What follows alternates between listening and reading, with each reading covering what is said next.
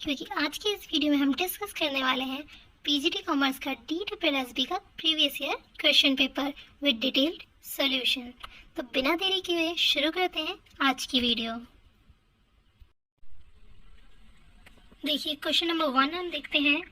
If opening stock is ₹10,000, यानी यहाँ पर आपको ओपनिंग स्टॉक दे रखा है 10,000 का, नेट परचेज दे रखी है 70,000 की एंड वेजेस दे रखे हैं 2500 के और कैरेज इनवर्ट दे रखा है 500 का।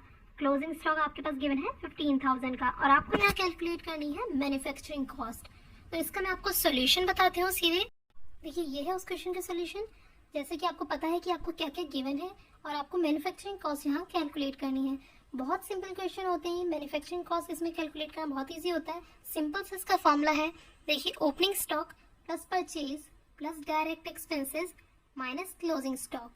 यानी जो ट्रेडिंग अकाउंट आप बनाते हैं उसमें इधर की साइड होता है आपका purchase, opening stock, direct expenses और इधर की साइड होता है आपका क्लोजिंग स्टॉक। आपको इन तीनों को प्लस करना है और माइनस क्या करना है, क्लोजिंग स्टॉक, राइट। तो यहाँ पर हमने डायरेक्ट एक्सपेंस क्या है, आपके डायरेक्ट एक्सपेंस ये दोनों ही है, वेजेस और कैरेज इनवर्ट, ठीक है। ये दोनों आपके डायरेक्ट एक्सपेंस में इंक्लूड होते हैं।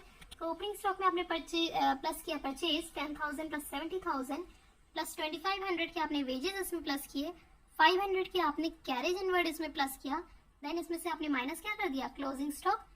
तो यहाँ आपका सिंपल सा क्वेश्चन का आंसर आ जाता है, दैट इज 68,000, ठीक है। नेक्स्ट क्वेश्चन पर आते हैं आप। क्वेश्चन नंबर 2 है आपका, which of the following will not affect the working capital, यानी इनमें से क्या चीज आपका वर्किंग कैपिटल को अफेक्ट नहीं करेगा, ठीक है। तो सबसे पहले तो हमें ये पता होना चाहिए कि वर्किंग कैपिटल होता क्या है। देखो वर्किंग कैपिटल जो आपको डेली बेसिस की रिक्वायरमेंट के लिए जो आपको कैपिटल चाहिए होती है, ठीक है। और वर्किंग कैपिटल का फॉर्मूला होता है current assets minus current liabilities. So it's so obvious कि अगर करंट असेट्स में कोई चेंज आएगा या करंट लायबिलिटीज में कोई चेंज आएगा तभी वर्किंग कैपिटल में चेंज आएगा, तभी वर्किंग कैपिटल अफेक्ट होगी, राइट। तो यहाँ पर अब ऑप्शंस देख लेते हैं क्या क्या ऑप्शंस गिवन है। Sale of plant and machinery in cash, cash का बात आ जाती है तो यानी यहाँ वर्किंग कैपिटल इफेक्ट होगी ही होगी, ठीक है। तो ये ऑप्शन तो आपका गलत हो जाता है, ठीक है। नेक्स्ट पे आते हैं, इश्यू ऑफ इक्विटी शेयर, ये भी वर्किंग कैपिटल को अफेक्ट करेगा। रिडम्पशन ऑफ डिवेंचर, ये भी आपके वर्किंग कैपिटल को अफेक्ट करेगा क्योंकि कहीं ना कहीं दोनों में ही कैश इन्वॉल्व है। बट जो ऑप्शन 1 है that is realisation of cash from debtors. अब इसे समझिए कि ये आंसर क्यों होगा। आपके पास कैश है और डेटर्स है, ठीक है। डेटर्स जिन्हें आपको पैसे देने हैं, ठीक है। तो इन्होंने आपको पैसे, ये दोनों ही आपकी क्या है, करंट असेट्स है, दोनों ही आपकी क्या है, करंट असेट्स, ठीक है। तो डेटर अगर आपको पैसे दे देते हैं तो आपके डेटर क्या हो जाते हैं, कम, और कैश क्या हो जाता है आपके पास, ज्यादा, ठीक है। डेटर आपके एंड हो गए तो वो कम हो गए और कैश उन्होंने पे कर दिया तो हमारा कैश बढ़ गया, ठीक है। सो यानी यहाँ पर अगर हम देखें तो करंट असेट्स एक बार बढ़ी और एक बार कम हो गई। यानी अगर डेटर 500 के थे, ठीक है, तो करंट असेट्स 500 से कम हो गई क्योंकि उन्होंने आपको पैसे दे दिए, ठीक है, और कैश आपका 500 से बढ़ गया। तो जब दोनों ही चीजें यानी करंट असेट्स में मैंने क्या किया, प्लस किया 500 क्योंकि कैश आ गया, फिर वहीं माइनस भी कर दिया कैश इन रेट क्योंकि आपके पास से डेटर चले गए, तो क्या ये दोनों प्लस माइनस कोई इफेक्ट डालेंगे, नहीं, क्योंकि दोनों सेम अमाउंट है। सेम अमाउंट से एक तरफ से आपका प्लस हुआ है और एक तरफ से माइनस, तो ये इफेक्ट नहीं करेगा वर्किंग कैपिटल को। सो द राइट आंसर क्या हो जाएगा, realisation of cash from debtors. Next question पर आ जाते हैं। Question number 103, in India which of the following is prepared on the guidelines of AS3, ठीक है। अकाउंटिंग स्टैंडर्ड 3 किसके लिए है ये गाइडलाइंस। तो ये बहुत ही इजी क्वेश्चन है। जब भी आप कैश फ्लो स्टेटमेंट प्रिपेयर करते हैं तो उसमें ऊपर लिखा भी हुआ होता है कि अकाउंटिंग स्टैंडर्ड 3 के अकॉर्डिंग है। So cash flow statement is the right answer. Next question पर आ जाते हैं आप। क्वेश्चन नंबर 104, ठीक है। Question number 104, X and Y are partners in the firm sharing profit in the ratio of 2:1, यानी X और Y आपके पार्टनर्स हैं जो प्रॉफिट शेयर कर रहे हैं 2:1 में, ठीक है। Z इज एडमिटेड, यानी Z एक न्यू पार्टनर आपकी कंपनी में आ गया है जिसने क्या डिमांड किया, 1/3 प्रॉफिट शेयरिंग, यानी प्रॉफिट का 1/3 पार्ट कौन लेगा, Z लेगा। तो आपको XYZ की न्यू रेशियो आपको बतानी है, ठीक है। देखिए ये है उस क्वेश्चन का सोल्यूशन। जैसे कि हमें पता है कि XY की रेशियो क्या है, 2:1 और Z एडमिट हुआ है 1/3 प्रॉफिट शेयर के लिए, ठीक है। तो हम क्या करेंगे, हम ये लेट करेंगे कि टोटल शेयर प्रॉफिट का कितना है 1, ठीक है, और जिसमें से जेड ने कितना ले लिया है 1/3, ठीक है, 1/3। तो 1 में से 1/3 जेड ने ले लिया, तो बचा कितना 1 - 1/3 2/3, और ये हुआ किनका, ये हुआ एक्स वाई का। टोटल 1 था जिसमें से जेड का 1/3, तो 1 में से मैंने जब 1/3 शेयर हटा दिया तो बचा हुआ शेयर किसका बचता है, वो एक्स एंड वाई का बचता है। तो एक्स एंड वाई का शेयर क्या आ जाता है 2/3। अब एक्स एंड वाई में से एक्स का कितना है और वाई का कितना है, तो उसके लिए हम क्या करेंगे, जो एक्स और वाई की ओल्ड शेयरिंग रेशियो थी दैट वन, एक्स वाई 2:1 में शेयर कर रहे थे, तो अब क्या करेंगे, वो जो ये 2/3 इनका शेयर आया है, ठीक है, इसको ओल्ड रेशियो के अकॉर्डिंग डिस्ट्रीब्यूट किया जाएगा। देखो ओल्ड रेशियो आपकी 2:1 है, इट मीन्स एक्स की हो गई 2/3, ठीक है, और वाई की होगी 1/3। तो हम क्या करेंगे, इस 2/3 का 2/3 करके निकालेंगे एक्स की वैल्यू, और वाई का 1/3 करके निकालेंगे वाई की वैल्यू, न्यू रेशियो, ठीक है। तो ये क्या आ जाएगा आपका, एक्स का आया 4/9, वाई का आया 2/9, और क्योंकि जेड का रेशियो जो है वो 1/3 है, तो 1/3 को इनके इक्वल करने के लिए, डिनोमिनेटर को मैच करने के लिए हम इसे डिनोमिनेटर और न्यूमरेटर दोनों को 3 से मल्टीप्लाई कर देंगे, तो आंसर आ जाएगा 3/9, ठीक है। तो अब क्योंकि तीनों का डिनोमिनेटर 9 है, तो यही इनकी रेशियो हो जाएगी 4:3, यानी 4:2:3, ठीक है। नेक्स्ट क्वेश्चन पर आ जाते हैं। Next question is 105, which element of the promotion mix do wholesalers generally apply to obtain their promotional objective, यानी इनमें से कौन सा प्रमोशनल मिक्स है जो होलसेलर्स यूज करते हैं अपने प्रमोशनल ऑब्जेक्टिव्स को अचीव करने के लिए, बेसिकली अपने प्रमोशन के लिए, ठीक है। सो यहाँ पर आप सबसे पहले तो एडवर्टाइजिंग, आपको पता ही है कि एडवर्टाइजिंग आप न्यूज़पेपर में दे सकते हैं, मीडिया में देख सकते हैं, सोशल मीडिया, वेब पब्लिशिंग, बहुत सारे तरीके हैं। तो होलसेलर्स तो एडवर्टाइजिंग यूज़ नहीं करते हैं, ठीक है। पर्सनल सेलिंग में हो जाता है, आप डायरेक्ट उनसे बात कर रहे हैं, ठीक है, मतलब 1 to 1 आपने एक एक कस्टमर से को पकड़कर आप बात कर रहे हो, आप उसे समझा रहे हो, हर प्रोडक्ट की डिटेल्स दे रहे हो। सो ये बहुत एक्सपेंसिव मेथड होता है, सो ये भी यूज़ नहीं किया जाता होलसेलर्स के द्वारा। डायरेक्ट मार्केटिंग हो जाता है कि जो आप होम डिलीवरी देते हो, मेल मार्केटिंग, टेली मार्केटिंग, वो इसमें आ जाता है, ठीक है। सो यहाँ राइट आंसर होगा आपका ट्रेड प्रमोशन, ठीक है। इसमें क्या होता है, ट्रेड प्रमोशन या सेल्स प्रमोशन इसे आप कह लीजिए, इसमें क्या होता है कि यहाँ पर आप कस्टमर्स को क्वांटिटी बेसिस पे डिस्काउंट दे देते हो, रिबेट दे देते हो, ठीक है, प्लस उन्हें सैंपल वगैरह भी पहले से प्रोवाइड करते हो, प्लस उन्हें इन्फॉर्मेशन प्रोवाइड करते हो किसी भी न्यू प्रोडक्ट की। तो ज़्यादातर होलसेलर्स अपने प्रमोशन के लिए इस मेथड को यूज करते हैं। राइट आंसर क्या हो जाएगा आपका, option C, that one, okay. Next question पर आ जाते हैं। Question number 106, easiest question of this question paper, who has given 14 principle of management, 14 principle of management किसने दिए हैं, ठीक है, as we all know that is Henry Fayol, ठीक है। नेक्स्ट क्वेश्चन पर आ जाते हैं आप। नेक्स्ट क्वेश्चन है आपका, व्हाट इज एमबीओ, एमबीओ की फुल फॉर्म यहाँ आपसे पूछी है, ठीक है। तो एमबीओ होता है management by objective, first option ही इसका सही है। इसके बारे में थोड़ा सा जान लेते हैं, क्योंकि अगर इस पेपर में इसकी फुल फॉर्म पूछी गई है तो आगे इससे रिलेटेड और भी चीजें पूछी जा सकती हैं। Management by objective, as we all know कि इसकी फुल फॉर्म क्या है, एमबीओ मैनेजमेंट बाय ऑब्जेक्टिव। ये टर्म दी गई थी पीटर एफ ड्रकर के द्वारा इन 1954, ठीक है, बहुत इंपॉर्टेंट नाम है, पीटर एफ ड्रकर ने इसे दिया था इन 1954, और इन्होंने इस टर्म को कहाँ यूज किया था, अपनी बुक में, that is practice of management. ये इनकी बुक थी प्रैक्टिस ऑफ मैनेजमेंट, जो पीटर एफ ड्रकर ने लिखी थी, उसमें पहली बार ये टर्म यूज की गई थी, मैनेजमेंट बाय ऑब्जेक्टिव। अब इसमें इस टर्म से क्या एम है, to improve performance of an organisation by clearly defining objectives that are agreed by both management and employees. यानी यहाँ पर ही था कि हमें ऑर्गेनाइजेशन की परफॉर्मेंस इंप्रूव करनी है क्लियरली डिफाइन करके ऑब्जेक्टिव्स, यानी क्लियरली सबको ऑब्जेक्टिव्स क्लियर करके जो एग्री किए गए हों मैनेजमेंट के द्वारा भी और एम्प्लॉयज के द्वारा भी। यही है इसका main M management by objective का, कि आपको क्लियर ऑब्जेक्टिव सबको बताने हैं, ठीक है। किसने दिया था, पीटर एफ ड्रकर ने 1954 अपनी बुक प्रैक्टिस ऑफ मैनेजमेंट में। नेक्स्ट क्वेश्चन है आपका, markets are divided on the basis of behavioural characteristics is called, ठीक है, जहां पर आप मार्केट को डिवाइड करते हैं बिहेवियरल कैरेक्टरिस्टिक्स के बेसिस पर, उसे क्या कहा जाता है, segmentation, aggregation, process, none of the above.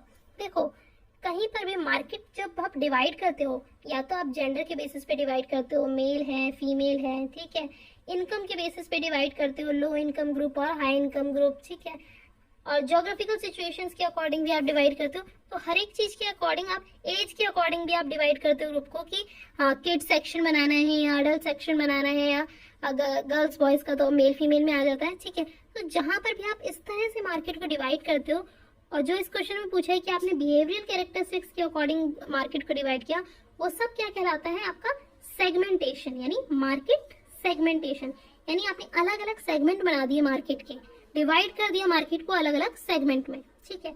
Next question पे आते हैं, question number 109। 109 is what is mass marketing. Mass marketing क्या है? मास का मतलब हम सबको पता है, यानी बहुत ज्यादा बड़े लेवल पर बहुत ज्यादा ऑडियंस को टारगेट करते हुए मार्केटिंग करना, ठीक है। सो इसका ऑप्शन क्या सही होगा? पहला ऑप्शन है offering the same product and marketing mix to all customer, यानी एक ही प्रोडक्ट है और एक ही मार्केटिंग मिक्स का मेथड है और आप सभी कंज्यूमर को वही ऑफर कर रहे हैं। नेक्स्ट है offering variety of product to the entire market, यानी वैरायटी ऑफ प्रोडक्ट आप मार्केट को ऑफर कर रहे हैं। Offering differentiated product to all customer, अलग अलग प्रोडक्ट आप ऑल कस्टमर्स को प्रोवाइड कर रहे हैं, ठीक है।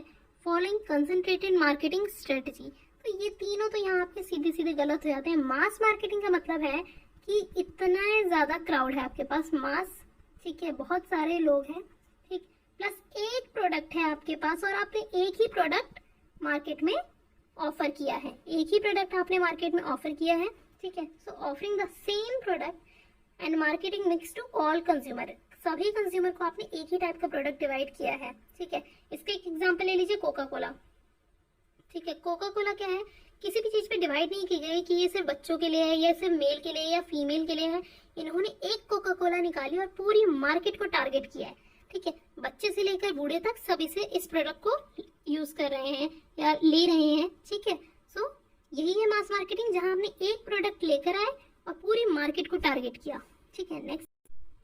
नेक्स्ट क्वेश्चन पर आ जाते हैं, physical distribution provide. Physical distribution क्या प्रोवाइड करता है? इसमें से place utility, time utility, place and time utility and form utility. So सबसे पहले तो फिजिकल डिस्ट्रीब्यूशन का मतलब समझ लेते हैं। फिजिकल डिस्ट्रीब्यूशन का मतलब है कि आपने एक प्रोडक्ट यहाँ मैन्युफैक्चर किया, ठीक है, एक प्रोडक्ट है आपने यहाँ मैन्युफैक्चर किया, सपोज ये प्लेस है मुंबई, ठीक है। मुंबई के बाद आपने यहाँ पर एक प्रोडक्ट आपने तैयार कर दिया। अब इसे तैयार करने के बाद आपका काम क्या है कि आप इसे अल्टीमेट कंज्यूमर तक पहुंचाएं, ठीक है। कंज्यूमर तक पहुंचाने के लिए, ठीक, देखो प्रोडक्ट आपने यहाँ बनाया, डिमांड उसकी सपोज दिल्ली में है, ठीक है, डिमांड उसकी कहाँ है? दिल्ली में, यानी आपको प्रोडक्ट कहाँ पहुंचाना होगा? मुंबई से दिल्ली लेकर जाना होगा उस प्रोडक्ट को, ठीक है। तो यहाँ पर आपने क्या ध्यान दिया कि हम उस प्रोडक्ट को उस प्लेस पर पहुंचाएं जहां उसकी डिमांड है, ठीक है। क्या कहाँ पहुंचाएं? उस प्लेस पर पहुंचाएं जहां उसकी डिमांड है, प्लेस। प्लस अगर प्रोडक्ट की डिमांड, सपोज आप वुलन क्लॉथ्स बना रहे हैं, ठीक है, तो उसकी डिमांड कब होगी? उसकी डिमांड तो आपकी विंटर्स में ही होगी। तो आपके पास ये भी कंडीशन यहाँ आ जाती है कि आप उस टाइम पर पहुंचाएं जिस टाइम पर उसकी नीड है, यानी उस प्लेस पे तो पहुंचाएं ही क्योंकि दिल्ली में ठंड बहुत पड़ती है, प्लस उस टाइम पर भी पहुंचाएं जिस टाइम वहाँ ठंड पड़ती है। तो यहाँ जो राइट ऑप्शन हो जाएगा कि ये आपको प्लेस एंड टाइम यूटिलिटी दोनों के लिए ही प्रोवाइड करता है, दोनों के लिए ही हेल्प करता है। नेक्स्ट क्वेश्चन है आपका question number 111, which one of the following is not the operative function of HRM, यानी HRM का इनमें से कौन सा ऑपरेटिव फंक्शन नहीं है, ठीक है। तो HRM की फुल फॉर्म क्या है? Human resource management. Human resource management के दो टाइप के फंक्शन होते हैं, first is managerial function, second is operative function, ठीक है। मैं आपको एक बार इसका दिखा देती हूँ कि ऑपरेटिव फंक्शन कौन कौन से होते हैं और मैनेजरियल फंक्शन कौन कौन। ये देखिए यहाँ पर आपको दिखेंगे functions of human resource management. Managerial function में जो मैनेजमेंट के प्रोसेस होते हैं, planning, organising, staffing, directing and controlling. वहीं आपके ऑपरेटिव फंक्शन में आ जाते हैं procurement, development, compensation, maintenance, motivation and integration, ठीक है। अब देखो उस क्वेश्चन में आपके पास, अब इस क्वेश्चन में आपको सीधे सीधे दिख रहा होगा कि यहाँ पर कंट्रोल, डेवलपमेंट, कंपनसेशन, इंटीग्रेशन, ये तीनों आपके ऑपरेटिव फंक्शन है और जो बचता है कंट्रोलिंग, ये है आपका मैनेजरियल फंक्शन। तो राइट आंसर यहाँ पर क्या हो जाएगा कि इनमें से कौन सा HRM का ऑपरेटिव फंक्शन नहीं है, राइट आंसर इज बी। ठीक है, नेक्स्ट क्वेश्चन पर आ जाते हैं। Question number 112, demand has the following element. Demand के ये सारे एलिमेंट होते हैं। ठीक है, सो यहाँ पर क्वांटिटी, प्राइस, टाइम, ये तीनों ही डिमांड के एलिमेंट होते हैं। तो राइट आंसर हो जाएगा option D, all of the above. Next question है आपका question number 113, the concept of consumer surplus was introduced and developed by. यानी कंज्यूमर सरप्लस का कॉन्सेप्ट कौन लेकर आया था? तो कंज्यूमर सरप्लस का सबसे पहले आपको मैं मीनिंग बता दूं। कंज्यूमर सरप्लस वो कंडीशन हो जाती है जहां पर कंज्यूमर की जो वांट होती है पे करने की, ठीक है, वो उससे कम पे करता है मार्केट में। सपोज वो सोचता है कि कोई प्रोडक्ट 500 की रेंज में उसे मिलेगा मार्केट में, और मार्केट में उसे वो प्रोडक्ट 300 में ही मिल जाता है, तो ये जो 200 का डिफरेंस आता है ये होता है कंज्यूमर सरप्लस। कि कंज्यूमर को लगा था कि उसे 500 पे करने पड़ेंगे लेकिन उसे देने पड़े 300, 200 जो उसके बची है आपका कंज्यूमर सरप्लस कहलाता है। ठीक है, तो ये आपके लिए क्या हो जाएगा कंज्यूमर सरप्लस? बेसिकली एक एडिशनल बेनिफिट, जो 200 रुपीज का उसे एडिशनल बेनिफिट मिला कि वो जो सोच कर गया था उससे कम में ही उसे प्रोडक्ट मिल रहा है। ठीक है, तो ये कॉन्सेप्ट आप ये लेके आए थे अल्फ्रेड मार्शल। ठीक है, अल्फ्रेड मार्शल, राइट आंसर हो जाएगा ऑप्शन डी। अब आ जाते हैं क्वेश्चन नंबर 114 पर। क्वेश्चन नंबर 114 में क्या क्या है? A product line strategy, a product line strategy wherein a company add a higher price product to align in order to attract a broader market which helps the sale of its existing lower price product is called।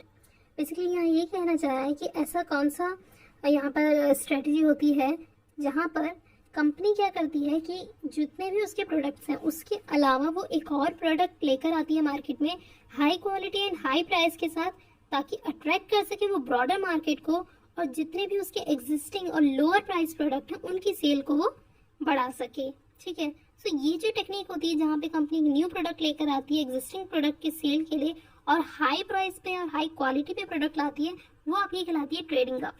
ठीक है, जहाँ पर वो high price product line को लेकर आती है to attract customers. ठीक है, और इसी के अपोजिट जो होती है, जो लो प्राइस प्रोडक्ट लेकर आती है, वो आपकी कहलाती है ट्रेडिंग डाउन। तो यहाँ आपसे हाई पूछा है तो राइट आंसर आपका हो जाएगा क्वेश्चन नंबर ऑप्शन ए। ठीक है, नेक्स्ट क्वेश्चन है आपका क्वेश्चन नंबर 115। 115 में आपसे पूछा है the purpose of job evaluation is, यानी जॉब इवैल्यूएशन का क्या पर्पस होता है? तो जॉब इवैल्यूएशन का पर्पस होता है ये फाइंड करना कि जॉब की कितनी वर्थ है, यानी कितनी उसकी वैल्यू है। ठीक है, जॉब वर्दीनेस फाइंड किया जाता है जॉब इवैल्यूएशन में। इट मीन्स हम ये चेक करते हैं कि उस जॉब की जो वेजेस हैं, जो सैलरीज हैं, वो कितने होने चाहिए। ठीक है, तो उसके लिए हम पहले जॉब को इवैल्यूएट करते हैं, उसकी वर्थ फाइंड करते हैं, और फिर हम ये पता लगाते हैं कि कितना उसका वेजेस और सैलरीज हमें रखने हैं। सो राइट ऑप्शन आपका हो जाएगा ऑप्शन सी। नेक्स्ट क्वेश्चन है आपका question number 116। Under which method of performance appraisal one person is compare to with all other for the purpose of placing them in a simple order of work। यानी कौन सा performance appraisal का method है जहां पर एक person को सारे एम्प्लॉयज के साथ कंपेयर किया जाता है? तो यहाँ पर एक ही ऑप्शन है रैंकिंग। रैंकिंग में आप क्या करते हो, सारे एम्प्लॉय को, मतलब एक एक एम्प्लॉय को हर एक एम्प्लॉय से कंपेयर करते हो और उसके अकॉर्डिंग उसे रैंक देते हो। ठीक है, सो राइट ऑप्शन हो जाएगा आपका ऑप्शन सी। नेक्स्ट क्वेश्चन पर आ जाते हैं।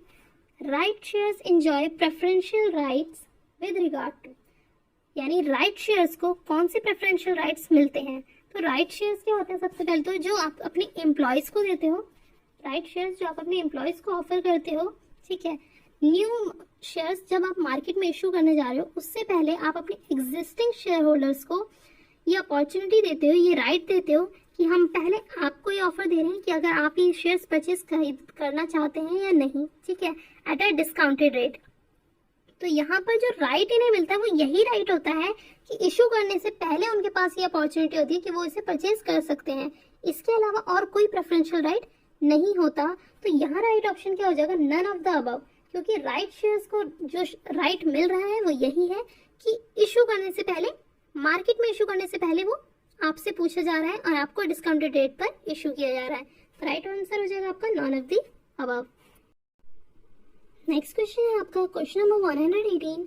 118 में आपसे पूछा गया है the industrial dispute act 1947 provide the following industrial relations machinery for resolution of conflicts except, यानी इंडस्ट्रियल डिस्प्यूट एक्ट ने जो रिलेशन मशीनरीज बताई हैं फॉर रिजोल्यूशन, कॉन्फ्लिक्ट जो भी हो जाते हैं उन्हें सॉल्व करने के लिए जो उन्होंने मेथड बताए हैं, ठीक है, वो इनमें से कौन सा नहीं है, ठीक है, क्योंकि यहाँ पूछा कॉन्फ्लिक्ट्स एक्सेप्ट, यानी इन चारों में से कोई एक ऐसा है जो वो मेथड नहीं है, ठीक है। सो मैं आपको बताऊँ इंडस्ट्रियल डिस्प्यूट एक्ट में 3 मेथड बताए गए हैं, कंसिलिएशन, आर्बिट्रेशन, एडजक्शन, ठीक है। सो यहाँ पर जो राइट आंसर हो जाएगा आपका वो हो जाएगा आपका नेगोशिएशन, ऑप्शन सी, ये आपका मेथड नहीं है, ठीक है। तो इंडस्ट्रियल डिस्प्यूट एक्ट में सिर्फ इन तीनों के ही नाम है, नेगोशिएशन का नहीं है। नेक्स्ट क्वेश्चन आपका क्वेश्चन नंबर 119 में क्या पूछा है, SEBI is a regulatory authority, statutory authority, both A and B and none of this, ठीक है। सो यहाँ पर मैं आपको बता दूं पहले तो सेबी की फुल फॉर्म क्या होती है, सेबी की फुल फॉर्म होती है security exchange board of India, ठीक है। और इसका रोल क्या होता है कि ये जो सिक्योरिटी मार्केट है उसे रेगुलेट करती है, वहाँ पे जितने भी उसके मेंबर्स हैं उनका जितने भी उन्होंने इन्वेस्टमेंट कर रखी है या जितने भी वहाँ के लोग हैं, ठीक है, उनके इंटरेस्ट को प्रोटेक्ट करती है। सो यहाँ पर ये जो है ये as a regulatory authority work करती है और ये स्टैट्यूटरी अथॉरिटी भी है, ठीक है।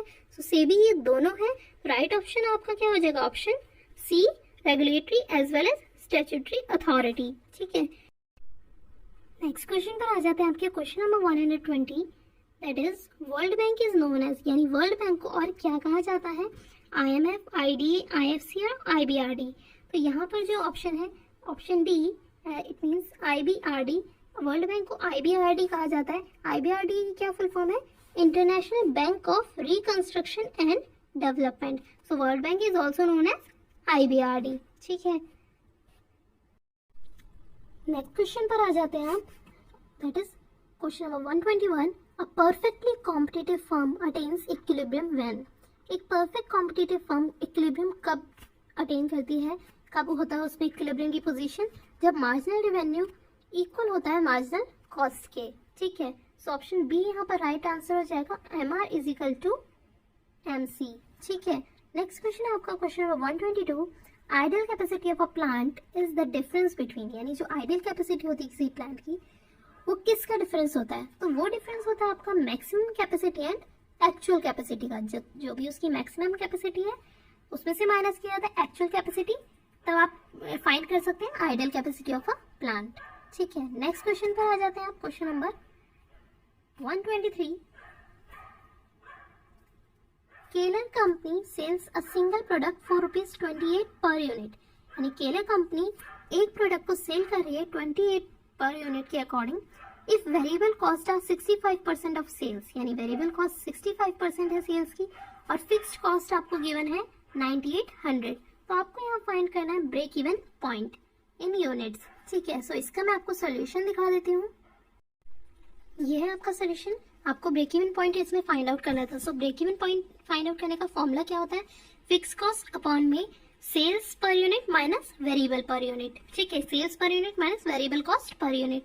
सो फिक्स कॉस्ट आपको गिवन थी 9800, सेल जो वो एक प्रोडक्ट की कर रहे थे वो 28 रुपीज की कर रहे थे, ठीक है, प्लस वेरिएबल कॉस्ट हमें पता था कि वो 65% है सेल्स का, तो हम 28 का 65% फाइंड करेंगे, वेरिएबल कॉस्ट पर यूनिट 28 जो कि सेल्स है और उसका 65% हमने फाइंड किया, तो हमारी वेरिएबल कॉस्ट कितनी आ जाती है पर यूनिट के अकॉर्डिंग 18.2, ठीक है। सो अब यहाँ पर आप क्या करेंगे, फॉर्मूले में जो जो वैल्यूज दी गई हैं वो पुट करेंगे, fix cost 9800, sales per unit 28, variable cost per unit 18.2, ठीक है। सो इसे आप माइनस करके डिवाइड करके कैलकुलेट करेंगे तो आपका आंसर आ जाएगा 1000 यूनिट्स, ठीक है। नेक्स्ट क्वेश्चन पर आते हैं अब हम, question number 124, that is direct material cost plus direct labour cost is called, यानी अगर हम डायरेक्ट मटेरियल कॉस्ट में प्लस करेंगे डायरेक्ट लेबर कॉस्ट तो उन दोनों सम से जो कॉस्ट आएगी वो क्या कहलाती है, ठीक है। मटेरियल कॉस्ट यानी जितना मटेरियल आपका प्रोडक्शन में लग रहा है और लेबर कॉस्ट जितनी लेबर की कॉस्ट लग रही है, ठीक है। सो इन दोनों को जब आप प्लस करेंगे तो आपकी जो कॉस्ट आएगी वो आएगी प्राइम कॉस्ट, ठीक है। इन दोनों के सम से जो कॉस्ट आती है उसे क्या कहते हैं, prime cost. So option A आपका करेक्ट हो जाता है। नेक्स्ट क्वेश्चन पर आ जाता है क्वेश्चन नंबर 125, क्वेश्चन नंबर 125 में क्या पूछा आपसे, process cost is very much applicable in, यानी प्रोसेस कॉस्ट कहाँ पर एप्लीकेबल होती है, कंस्ट्रक्शन इंडस्ट्री में, फार्मास्यूटिकल इंडस्ट्री में, एयरलाइन कंपनी में, नन ऑफ दिस। तो सबसे पहले देखो प्रोसेस कॉस्ट क्या होती है, ये कॉस्टिंग का ही एक मेथड है, ठीक है। ये बेसिकली वहाँ यूज की जाती है जहाँ आप मास प्रोडक्शन करते हो चीज़ों का, ठीक है, और वहाँ पे 1 यूनिट की कॉस्ट निकालना डिफिकल्ट हो जाता है। मास प्रोडक्शन करते हो आप, ठीक है, मोस्टली ये ज़्यादा कहाँ यूज होते हैं, केमिकल इंडस्ट्रीज में या कंस्ट्रक्शन इंडस्ट्रीज में, मैन्युफैक्चरिंग इंडस्ट्रीज में, ठीक है। सो ये आपका यहाँ पर जो करेक्ट ऑप्शन हो जाएगा आपका क्या हो जाएगा, option A, that is construction industry. Next question है आपका क्वेश्चन नंबर 126। क्वेश्चन नंबर 126 आपसे क्या है कि provision for bad debt is made as per the, यानी प्रोविजन फॉर बैड डेट, यानी जो हम बैड डेट के लिए पहले से ही प्रोविजन रखते हैं वो किस कॉन्सेप्ट के अकॉर्डिंग रखते हैं, entity concept, conservatism concept, cost concept और गोइंग कंसर्न कॉन्सेप्ट। तो यहाँ पर ऑप्शन जो है आपका ऑप्शन बी सही हो जाएगा, क्योंकि कंजर्वेटिज्म कॉन्सेप्ट ये कहता है कि हमें फ्यूचर के जो लॉस हैं या जो हमें लगता है कि इन फ्यूचर ये हमारे लॉस हो सकते हैं, उनके लिए हमें पहले से ही रिजर्व करके चलना चाहिए। सो इसलिए provision for bad date conservatism concept के अकॉर्डिंग आता है कि अगर बैड डेट इन फ्यूचर में होते हैं तो उनके लिए हमें पहले से ही रिजर्व रखना चाहिए, प्रोविजन बनाने चाहिए, ठीक है। नेक्स्ट क्वेश्चन पर आ जाते हैं आप, क्वेश्चन नंबर 127, ठीक है। क्वेश्चन नंबर 127 है, in a mixed economy which sectors are found, mix economy में कौन से सेक्टर्स पाए जाते हैं, private only, public sector only, none, both A and B.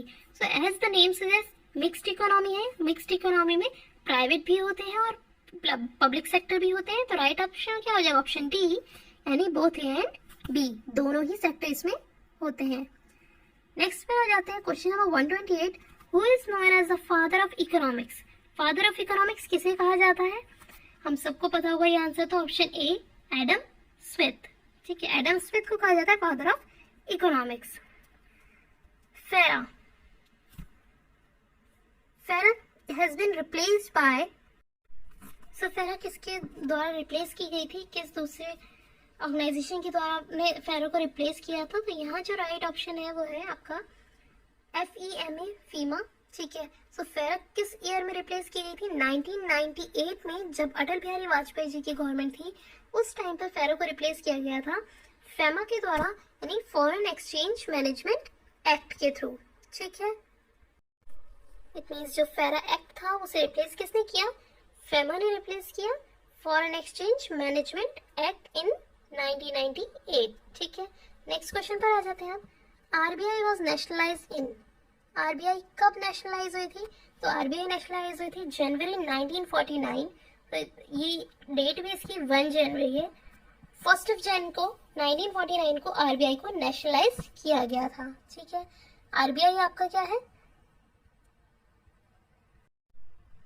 So RBI है आपका रिजर्व बैंक ऑफ इंडिया, और 1 जन 1949 को ये नेशनलाइज किया गया था। नेक्स्ट क्वेश्चन पर आ जाते हैं, नेक्स्ट क्वेश्चन है question number 131, Taylor put forward the idea of, Taylor ने इनमें से किसका आइडिया दिया था, टेलर यानी कि जिन्होंने साइंटिफिक मैनेजमेंट थ्योरी हमें दी थी, FW टेलर, ठीक है। सो इन्होंने हमें दिया था option C, functional foremanship, functional foremanship इन्होंने अपनी टेक्निक्स में बताया था, फंक्शनल फॉरमैनशिप, जिसमें इन्होंने डिवाइड किया था कि जो प्रोसेस जो प्लानिंग कर रहे हैं उन्हें अलग किया जाए और जो प्रोडक्शन कर रहे हैं उन्हें अलग किया जाए।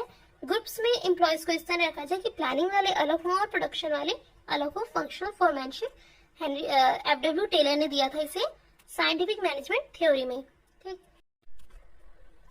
नेक्स्ट क्वेश्चन है आपका क्वेश्चन नंबर 132, क्वेश्चन नंबर 132 क्या है, free rein leadership is also known as, free rein leadership को और क्या कहा जाता है, ये लीडरशिप के टाइप हैं, ये सारे ही डेमोक्रेटिक, ऑटोक्रेटिक, लेजर-फेयर, ठीक है। सो यहाँ पर ये पूछा गया फ्री रेन लीडरशिप को और क्या कहा जाता है, तो फ्री रेन लीडरशिप को कहा जाता है लेजर-फेयर लीडरशिप, जहाँ पर जो लीडर होता है उसका रोल, मतलब उसने वो फुल्ली फ्रीडम दे देता है अपने मेंबर्स को, अपने एम्प्लॉयज को, कि आप अपनी तरफ से जैसा आप काम करना चाहें वैसा करें, ठीक है, वो फुल्ली फ्रीडम दे देता है।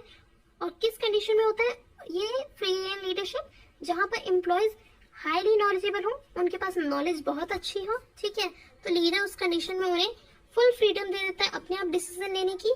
तो यहाँ पे ये नाम आप याद रखेंगे, फ्री रेन लीडरशिप को और क्या कहा जाता है, लेजर-फेयर लीडरशिप स्टाइल, ठीक है।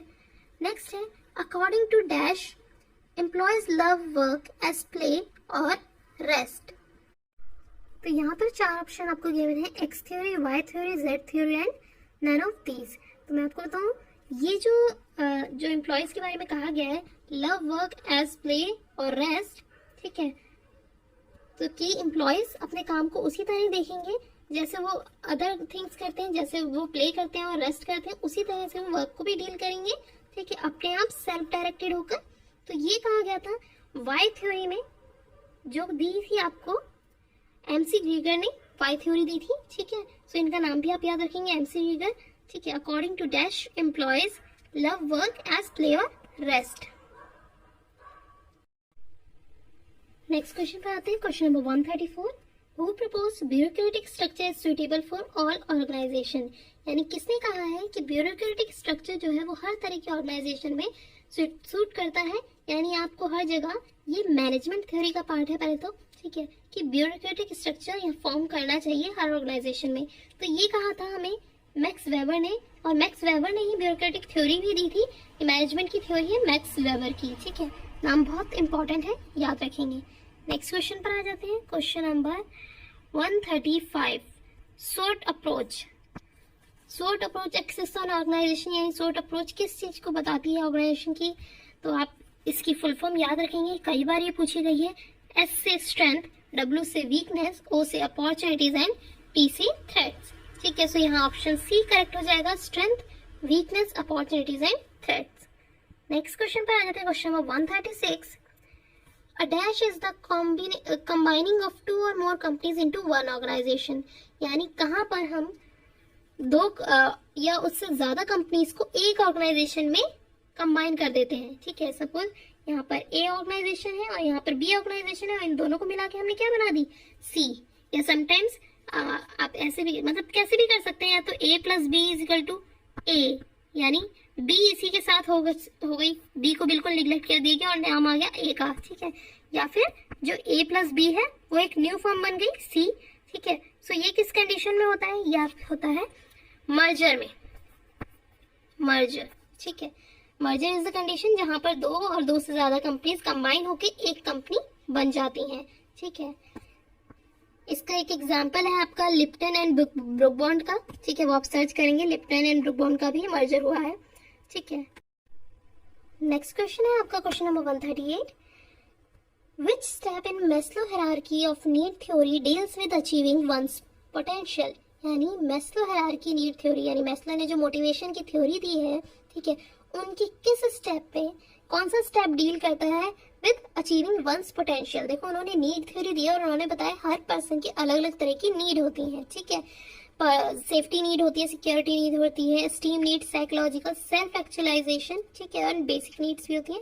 तो यहाँ पर पूछा गया अचीविंग वंस पोटेंशियल, यानी ये किस लेवल पर होता है जब एक पर्सन अपना पोटेंशियल, यानी जो चीज वो चाहता था वो चीज वो अचीव कर चुका होता है, ठीक है।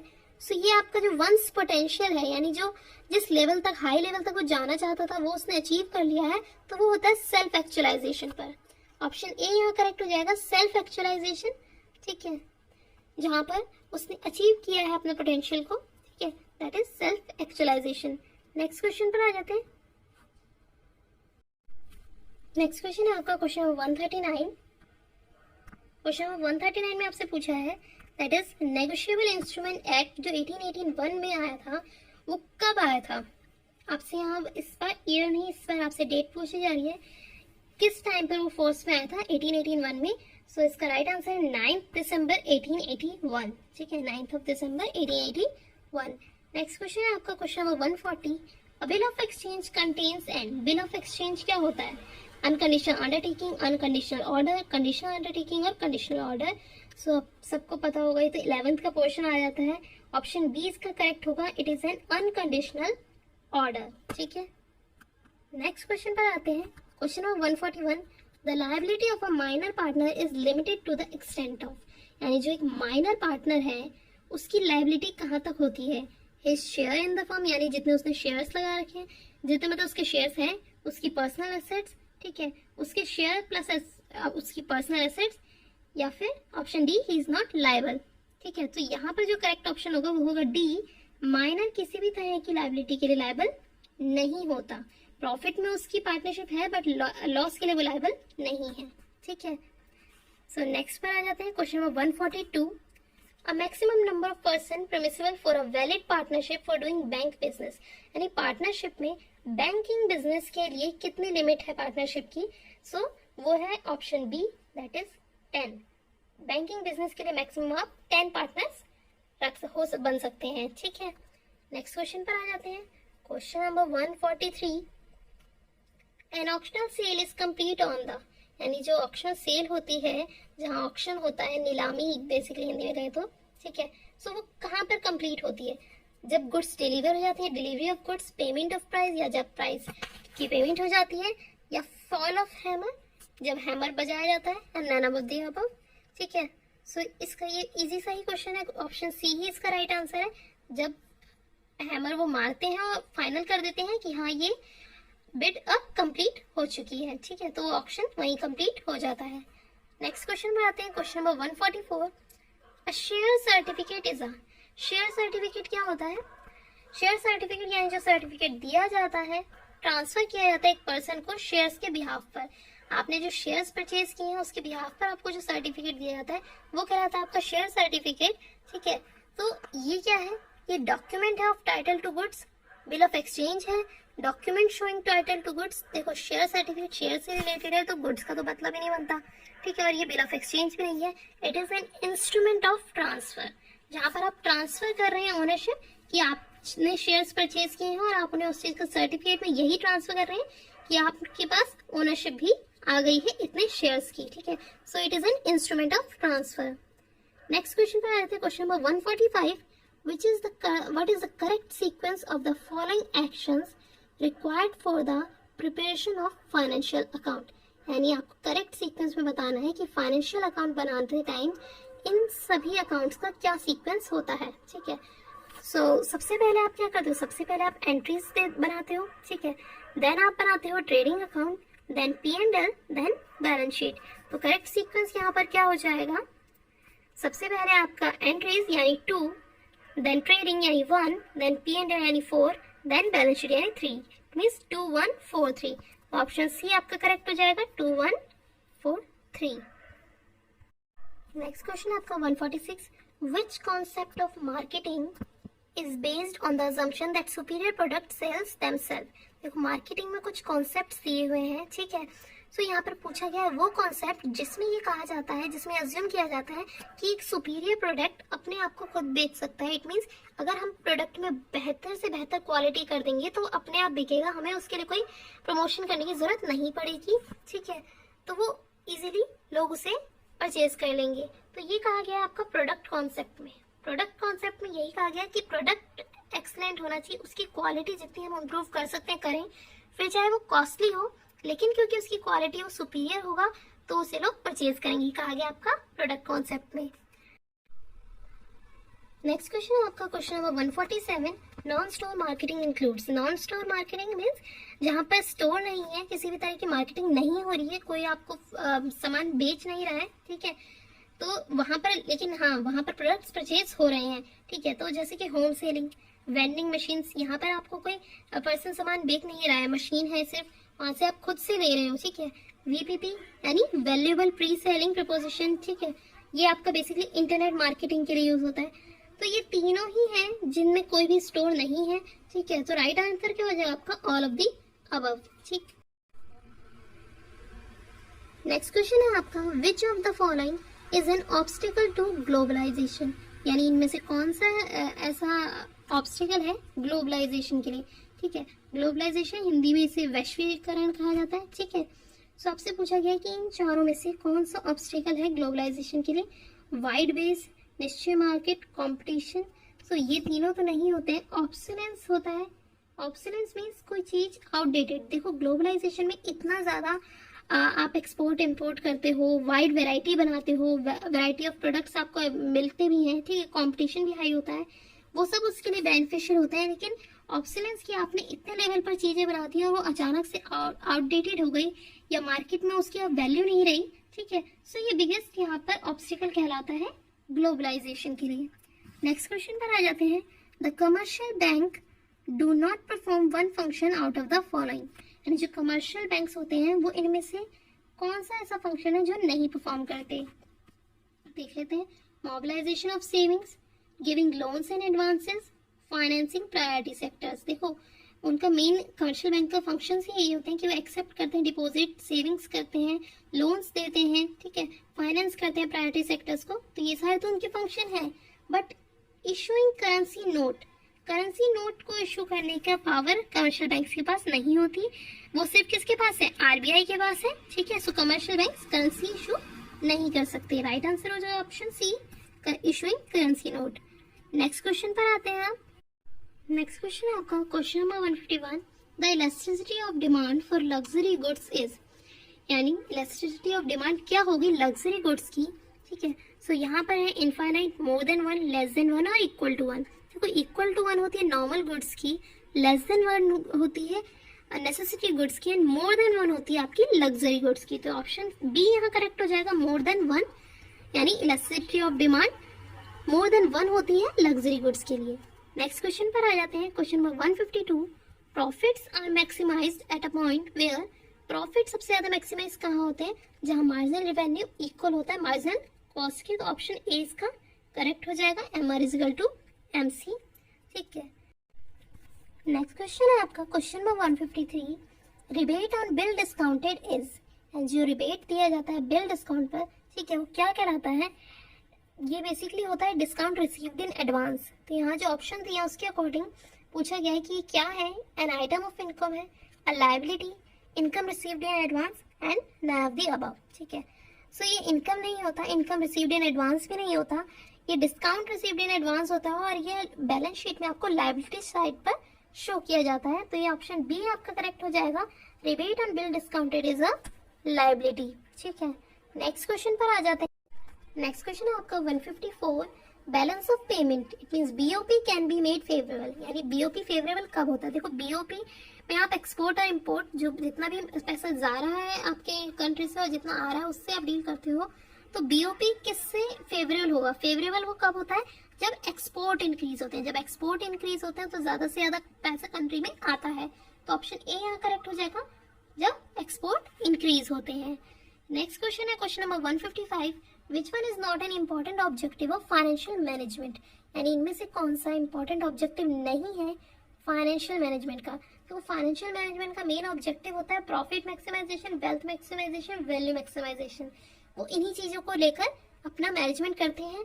बट जो ऑप्शन डी है मैक्सिमाइजेशन ऑफ सोशल बेनिफिट, ये कहीं से भी फाइनेंशियल मैनेजमेंट का ऑब्जेक्टिव नहीं है, वो सोशल बेनिफिट्स को लेकर काम नहीं करते हैं, ठीक है। सो ऑप्शन डी इसका करेक्ट हो जाएगा। नेक्स्ट क्वेश्चन पर आ जाते हैं question number 156, income tax is a, income tax क्या है, डायरेक्ट टैक्स है, इनडायरेक्ट टैक्स है, कॉस्ट है, ऑल ऑफ दिस, ये तो शायद सबको ही पता होगा। Income tax is a direct tax, ठीक है, जिसे आप पे करते हो अपनी इनकम पर। नेक्स्ट क्वेश्चन पर आ जाते हैं, which is not a 4 P's of marketing, इनमें से कौन सा 4P में से इनमें से कौन सा नहीं है मार्केटिंग में, ठीक है। तो मार्केटिंग के पहले तो 4P कौन से होते हैं, प्रोडक्ट, प्राइस, प्लेस, प्रमोशन, ठीक है। सो प्रोडक्ट है यहाँ, प्राइस है, प्रमोशन है, बट प्लान इसमें नहीं आता, ठीक है। सो राइट आंसर हो जाएगा ऑप्शन ए। नेक्स्ट क्वेश्चन पर आ जाते हैं आप। नेक्स्ट क्वेश्चन आपका question number 158, NAV is related to, NAV क्या है, नेट एसेट्स वैल्यू, ठीक है। नेट एसेट्स वैल्यू किससे रिलेट करती है, इंश्योरेंस से, म्यूचुअल फंड से, फिक्स डिपॉजिट और इनकम टैक्स। तो यहाँ पर म्यूचुअल फंड्स हैं जिनसे नेट एसेट्स वैल्यू रिलेट करती है। राइट आंसर आपको हो जाएगा ऑप्शन बी। नेक्स्ट क्वेश्चन पर आते हैं, इंटरनेशनल बिजनेस इन्वॉल्व, इनमें से इंटरनेशनल बिजनेस किसमें इन्वॉल्व है, ठीक है। देखो प्रोडक्शन में, ट्रेनिंग में, पैकेजिंग में, देखो ये तो आपके नहीं होंगे। इसका राइट आंसर होगा ए, एक्सपोर्टिंग। एक्सपोर्टिंग ही होता है जिसमें आप एक कंट्री से दूसरी कंट्री में माल या सामान या गुड्स एंड सर्विसेज भेजते हैं, ठीक है। सो एक्सपोर्टिंग है आपका इंटरनेशनल बिजनेस जिसमें 2 या 2 से ज्यादा कंट्रीज इन्वॉल्व होती हैं। नेक्स्ट है आपका question number 160, owners capital include, owner की कैपिटल इनमें से क्या आता है। देखो ओनर की कैपिटल में कैश, स्टॉक, बैंक, ये तीनों ही चीजें ओनर्स की कैपिटल में नहीं आती। ओनर की कैपिटल में आते हैं इक्विटी शेयर्स, ठीक है। इक्विटी शेयर, प्रेफरेंस शेयर, ये सभी या रिटेन अर्निंग, ये ओनर्स की कैपिटल में आते हैं, ठीक है। तो स्टॉक, बैंक तो नहीं आएगा। राइट आंसर हो जाएगा option B, equity shares. Next है 161, a sample is the selection of a part of the, यानी जो आप सैंपल लेते हो, ठीक है, ये आपका स्टैट्स का पार्ट आ जाता है। सैंपल किसका पार्ट है इनमें से? Data, report, universe, editing. तो डाटा कलेक्ट करने के लिए आप क्या करते हो? आप कुछ सैंपल्स कलेक्ट करते हो, फिर उसके बेसिस पे आप अपनी रिसर्च करते हो या एक रिजल्ट निकालते हो, ठीक है। तो यहाँ पर data is the correct answer, option A यहाँ पर सही हो जाएगा। नेक्स्ट क्वेश्चन पर आ जाते हैं। Question number 162, total profit means, यानी टोटल प्रॉफिट आप कैसे कैलकुलेट करते हो? सो सिंपल, इसमें टोटल प्रॉफिट कैलकुलेट करने के लिए आप क्या करते हैं? टोटल रेवेन्यू में से टोटल कॉस्ट को माइनस करते हैं। तो ऑप्शन बी यहाँ करेक्ट हो जाएगा, total revenue minus total cost, ठीक है। नेक्स्ट क्वेश्चन पर आ जाते हैं। Question number 163, which is our method of collection of purchase price, ठीक है। परचेज प्राइस को कलेक्ट करने का यहाँ पर कौन सा कैलकुलेट करने का कौन सा मेथड है, ठीक है? LIFO method, FIFO method, net assets method और ऑल ऑफ दिस। देखो, जिसे नहीं भी आता होगा वो भी ये बता सकता है कि लीफो फीफो तो इन्वेंट्री से रिलेट करते हैं, तो वो परचेज प्राइस मेथड नहीं बताएंगे। तो यहाँ पर राइट आंसर क्या हो जाएगा? Net assets method. Net assets method है जो यूज किया जाता है परचेज प्राइस को कैलकुलेट करने के लिए। नेक्स्ट है क्वेश्चन 164, वीएटी की फुल फॉर्म क्या है? VAT stands for value added tax, that is VAT, value added tax. Next question है आपका 165, zero coupon bonds has its origin in. Zero coupon bond सबसे पहले कहाँ से शुरू हुए थे? तो ये आपके शुरू हुए थे यूएस सिक्योरिटी मार्केट से, ठीक है। Zero coupon bond has its origin in US security market, ठीक है। नेक्स्ट क्वेश्चन है आपका question number 166, sweat equity is, sweat equity जो हम इशू करते हैं वो क्या है? A new class of equity share issued to employees and directors, issued out of the class of equity share already issued by the company, issued to the investors also। देखो, sweat का ऐसे याद रखो, स्वेट किसे आता है? जो काम करता है। काम कौन करता है? आपकी कंपनी में आपके एम्प्लॉय काम करते हैं। तो basically sweat equity shares issue किए जाते हैं आपके एम्प्लॉयज को। So issued to employees and directors जो आपके लिए काम कर रहे हैं, ठीक है। तो यहाँ पर एक तो सेकंड आपका करेक्ट हो जाता है, इशूड टू एम्प्लॉयज, एम्प्लॉयज ही पसीना बहाते हैं, एंड डायरेक्टर्स तो उन्हें इशू किए जाते हैं, ठीक है। नेक्स्ट इसका है जो option third, issued out of the class of equity shares. ये इक्विटी शेयर्स के जैसे ही शेयर्स होते हैं, जैसे इक्विटी शेयर्स कंपनी इशू करती है उसके जैसे ही इक्विटी शेयर्स होते हैं, ठीक है। जितने भी राइट्स है वगैरह हैं वो इन्हीं के जैसे राइट्स उन्हें मिलते हैं, ठीक है। तो इसलिए कहा जाता है कि ये इशू किए जाते हैं out of the class of equity share, यानी जो स्वेट इक्विटी है वो इक्विटी शेयर्स की ही क्लास का है जो कंपनी ऑलरेडी इशू कर चुकी होती है, ठीक है।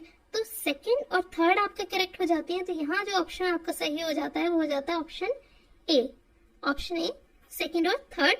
क्वेश्चन है आपका क्वेश्चन नंबर 168। 168 में क्या पूछा है? Investment made on house properties, यानी जो हाउस प्रॉपर्टी में आप इन्वेस्टमेंट करते हैं वो क्या कहलाती है? Financial investment, economic investment, non negotiable financial investment और नॉन फाइनेंशियल इन्वेस्टमेंट। देखो, हाउस या बेसिकली आप कहें रियल स्टेट में, ठीक है, रियल स्टेट में और गोल्ड, एंटीक्स, ठीक है, इन सब में आप जितनी भी इन्वेस्टमेंट करते हो वो सब आपकी किस में आती है? नॉन फाइनेंशियल इन्वेस्टमेंट पे। तो गोल्ड, रियल स्टेट और एंटीक्स में आप जो भी इन्वेस्टमेंट करते हो आपकी नॉन फाइनेंशियल इन्वेस्टमेंट में आती है।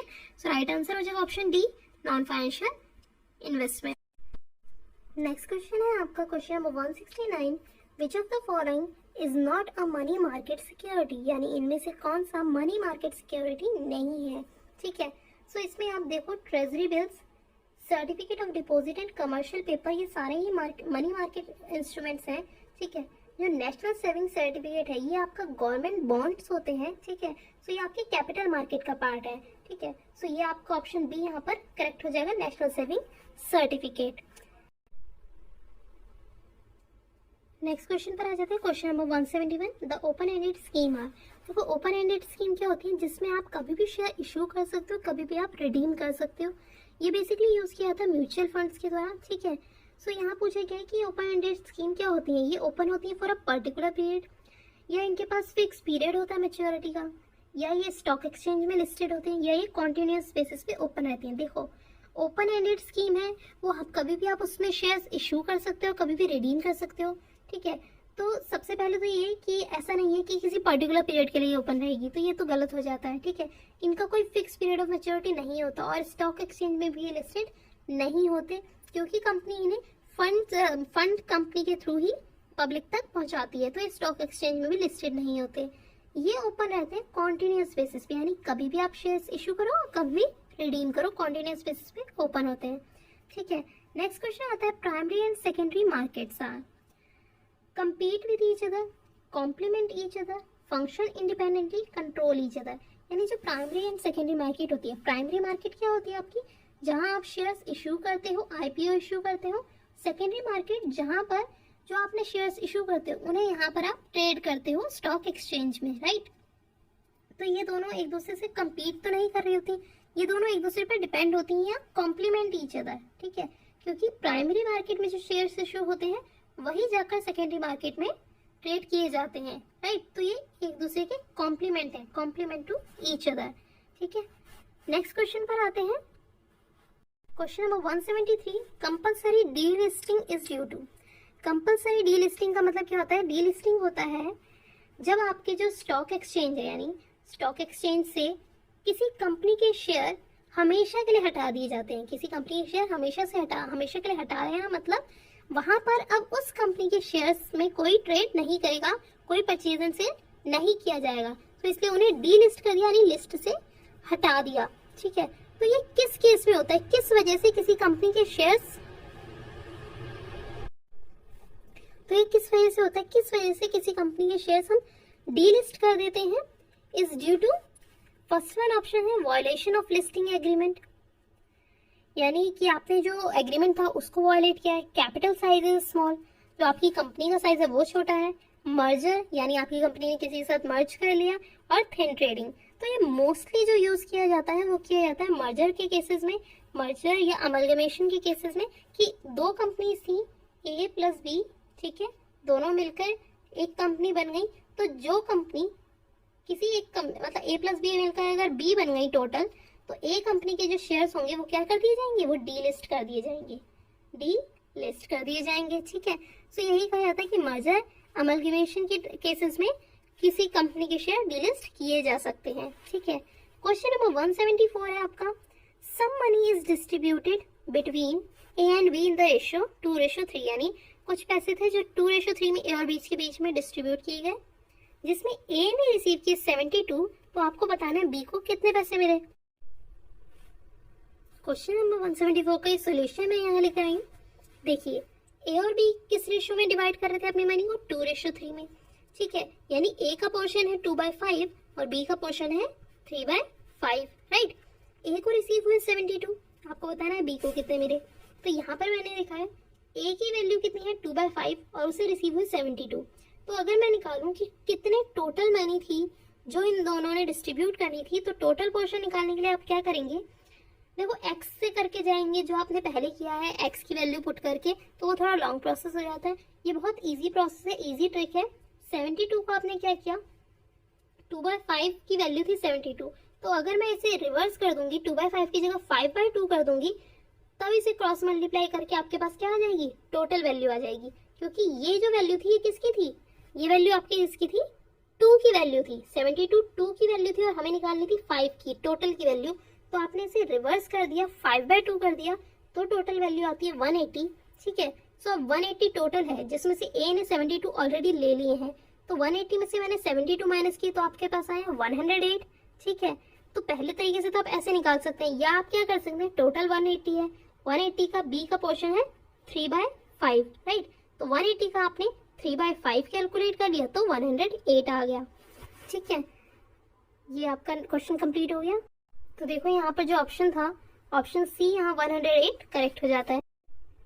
नेक्स्ट क्वेश्चन है आपका यहाँ 175, यानी यहाँ पर आपको ये दोनों टर्म्स रेशियो में दे रखी हैं और आपको बताना है इनकी रेशियो क्या है, ठीक है। इसका भी मैं आपको सोल्यूशन दिखा देती हूँ।